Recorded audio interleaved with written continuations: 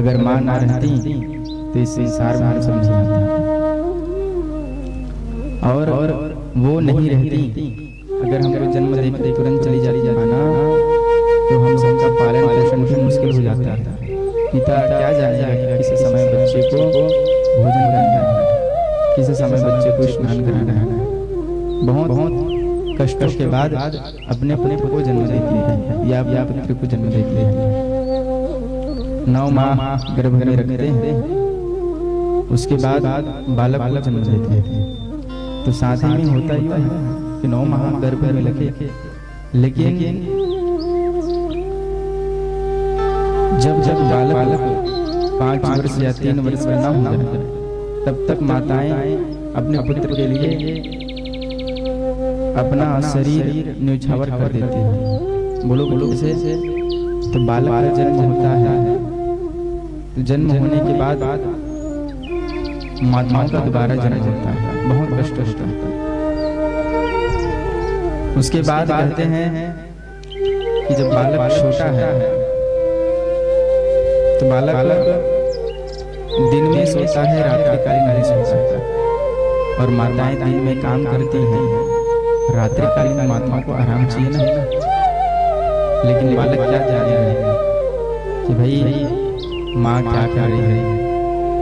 रात को बालक सोता ही नहीं, माँ को उठा देता है।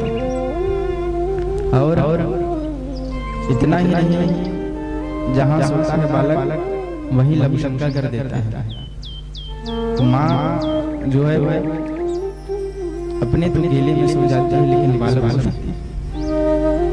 अब ना जाने माँ को कितना कष्ट होता है, स्वास्थ्य उनका ठीक भी नहीं रहता है। फिर भी बालक के प्रेम में इतनी होती है कि रात भर सोए नहीं है और सुबह उठ करके घर का करना है। और इतना ही नहीं, रात्रिकालीन ठीक है, लेकिन प्रातःकालीन भी बालक को देखना पड़ता है। आप कुछ भी करो, बालक को भूख लगे या प्यास लगे, अगर वो कहीं चला गया अलग से टेंशन। आधा दिमाग अपने पुत्र की तरफ रहता है कि क्या सोया है कि क्या कर रहा है।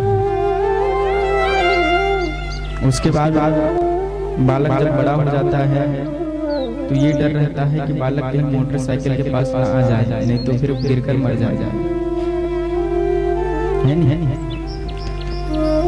बालक जब रेंगना प्रारंभ कर देता है तो माताएं डरती हैं कि यहाँ गर्म पानी है, यहाँ ठंडा पानी है, और यहाँ आग जल रहा है, वहां जाकर के हाथ ना डालना।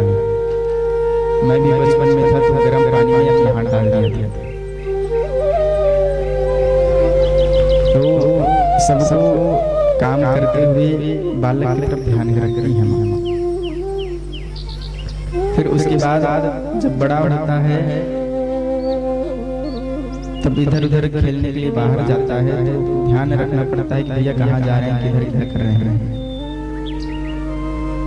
इतना ध्यान रखने के बाद जब पढ़ने के लिए विद्यालय जाता है, फिर भी दिमाग में ये रहता है कि पढ़ाई कर रहा है कि नहीं कर रहा है।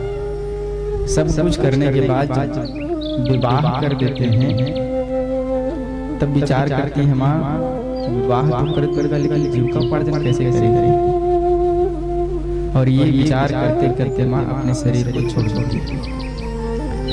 जीवन में बहुत बड़ा योगदान होता है हमारी माँ का, और संसार में सबसे प्रथम गुरु होता है माँ।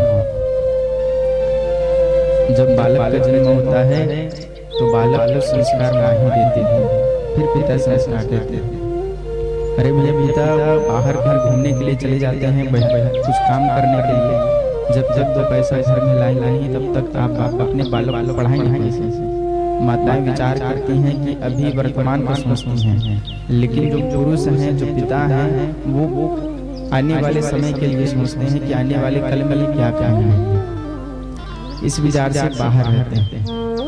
तो जीवन में माता पिता का बहुत योगदान होता है, और साथ ही माता का तो पूर्णतः योगदान रहता है।